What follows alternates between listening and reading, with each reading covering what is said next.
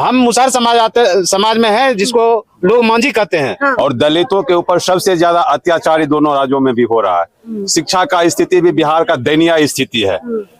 और दलित समाज में भी रोजगार के मामला में, उच्च शिक्षा के मामला में 1 पॉइंट भी जो है MBBS नहीं है। अब दलितों का कोई अस्तित्व नहीं था, कोई जान पहचान नहीं था, एक भेड़ बकरी की तरह रखता था लोग। जहां भी जाते थे अपर कास्ट के लोग उसको जो है सो कहीं पर जो है सो अगर पानी देता तो वैसे ऊंचे कर ऐसे उठा कर देता था उसको पानी। एक जीतन राम मांझी भी राजनीति कर रहे हैं बिहार में, एक चिराग पासवान जी है। दलितों की जो है नाम पे राजनीति करने वाले लोग, वो अपने चंद स्वार्थों के कारण, व्यक्तिगत स्वार्थों के कारण सत्ता के साथ मिले हुए हैं, सत्ता की मलाई खाते हैं। ज्यादा अगर मुसहर समाज को अगर बर्बाद किया है तो नीतीश कुमार बाबा साहब को लेकर चले हैं कि बाबा साहब ने कहा है कि शिक्षित बनो, संगठित हुओ और संघर्ष करो। अगर मुसहर यही चाहता है कि महागठबंधन की सरकार बने। आप जो दलितों के लिए कोई एजेंडा, आप उनके मैनिफेस्टो निकाल के देखें। चिराग पासवान जी के, मांझी जी के चुनावी घोषणा पत्र में दलितों के लिए क्या क्या करने वाले वो आपको नहीं मिलेगा। जब बंद की गई तो आप लोगों के लिए कोई व्यवस्था का विचार नहीं किया गया सरकार की तरफ से? कोई व्यवस्था नहीं हुआ। तो नमस्कार, मैं ज्योति यादव और आप देख रहे हैं हिंद समाचार। बिहार चुनाव में अब की बार किसकी सरकार? सीधे तौर पर चलिए जनता का ही समीकरण जान लेना चाहेंगे। कैसे देख रहे हैं? हरा भी है और नीला भी है, ये समीकरण समझाइए। सबसे पहले तो आपके चैनल को मैं धन्यवाद देना चाहता हूं कि आप एक सुदूर देहात में आए हैं और मेरे सामने एक तुच्छ कार्यकर्ता के सामने मैक लेकर खड़ा हो गए। हम सबसे पहले आपके चैनल को देखने वाले को हम धन्यवाद देना चाहते हैं कि भाई इनका चैनल को थोड़ा बेहतर रूप से आप लोग जो है सो प्रसारित कीजिए, देखिए, व्यूअर बढ़ाइए और लाइक कीजिए, सब्सक्राइब कीजिए। चलिए आपका सवाल के लिए अब मुद्दे पे आते हैं। ये नीला और हरा, देखिए, सबसे पहले तो यह जान लीजिए, ये हरा वाला झंडा जो है वो लालू यादव का प्रतीक है और ये जय भीम का जो है झंडा है बाबा साहब का प्रतीक है। बाबा साहब ने संविधान बनाए और बिहार के धरती पर संविधान को अगर कोई लागू करने वाला है तो वो है लालू यादव। जब दलितों का कोई अस्तित्व नहीं था, कोई जान पहचान नहीं था, एक भेड़ बकरी की तरह रखता था लोग। जहां भी जाते थे अपर कास्ट के लोग उसको जो है सो कहीं पर जो है सो अगर पानी देता तो वैसे ऊंचे कर ऐसे उठा कर देता था उसको पानी। उस समय लालू यादव जिस समय आए थे, मुख्यमंत्री बने थे, उस समय जो है सो उन्होंने सुधार हुआ। हम दलितों का आवाज मिला और दलित जो है सो पढ़ना लिखना उसी समय से शुरू किया। अच्छा, दलित में भी आप किस समुदाय से हैं? मतलब हम मुसहर समाज में है जिसको लोग मांझी कहते हैं। हाँ। मेरा नाम कैलाश सदा हुआ। हम महादलित प्रकोष्ठ का जिला अध्यक्ष भी रह चुके हैं। राजा तो मांझी समाज की जो स्थिति है, जो जैसे हम पहले देखते थे तो मांझी समाज की स्थिति बहुत दयनीय हुआ करती थी। अभी उसमें सुधार है या नहीं? नहीं, बहुत सुधार है, बहुत सुधार है। लालू यादव जिस समय से गली गली जाकर लोगों को बाल धुलवाते थे, बाल कटवाते थे, उस समय से हम जान रहे हैं लालू जी को। और उस समय से वो वही पढ़ाने का एक रास्ता बताए, जब अच्छा से रहो, अच्छा कपड़ा पहनो, बाल साफ करके रखो और स्कूल जाओ। और उस समय से हम जान रहे हैं लालू जी का ही रास्ता दिखाया हुआ है, जो आज आपके सामने एक साधारण सा कार्यकर्ता जो है सो इंटर पास करके बैठे हुए हैं। अच्छा, 20 सालों में कैसे देखा कितनी सुधार हुआ समाज में?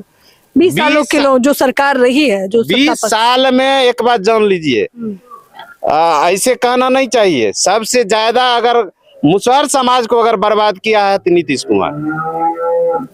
अब सवाल कीजिए कैसे? उन्होंने दारू बंद करवा दिया और जगह जगह आप जो है देखेंगे कि जो गरीब तबके के लोग हैं वो भट्टी शुरू कर दिया। और उससे क्या हुआ है कि हमारे समाज के माताएं बहनें एकदम बर्बादी के रास्ते पर है और इसका फुल्ली जिम्मेवार जो है सो नीतीश कुमार है। अगर दारू अगर चलता रहता तो हमारे गांव में जो है सो माँ बहने का इज्जत खराब नहीं होता। हमारी सबसे अगर कहा जाए तो सबसे बर्बाद हुआ है तो मुसहर समाज का जो है बर्बादी हुआ है दारू बंद होने से। इसका आप अच्छा, जब बंद की गई तो आप लोगों के लिए कोई व्यवस्था का विचार नहीं किया गया सरकार की तरफ से? कोई व्यवस्था नहीं हुआ। तो और जगह जगह जो है सो खास करके आप देखिएगा, अगर जेल में आंकड़ा लगाइएगा तो सिर्फ मुसहर जाति के ही लोग जेल में भरे हुए हैं।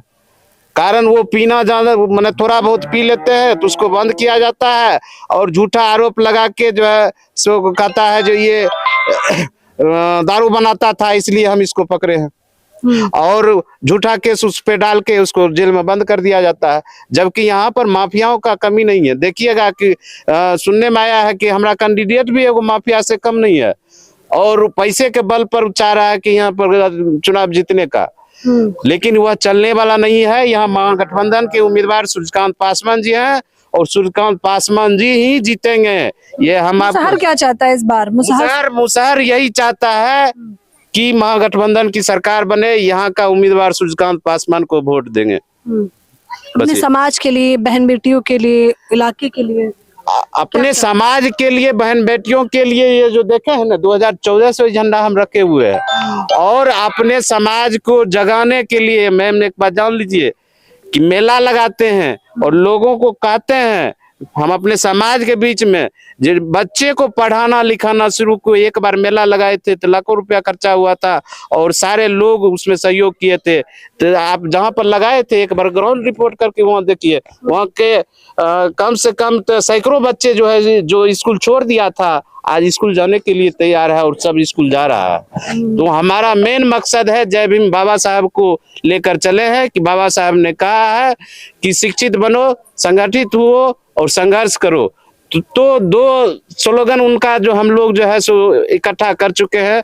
कुछ शिक्षा हम लोग पाए हैं, संगठित हैं सूर्यकांत पासवान के लिए और संघर्ष करने के लिए निरंतर तैयार है।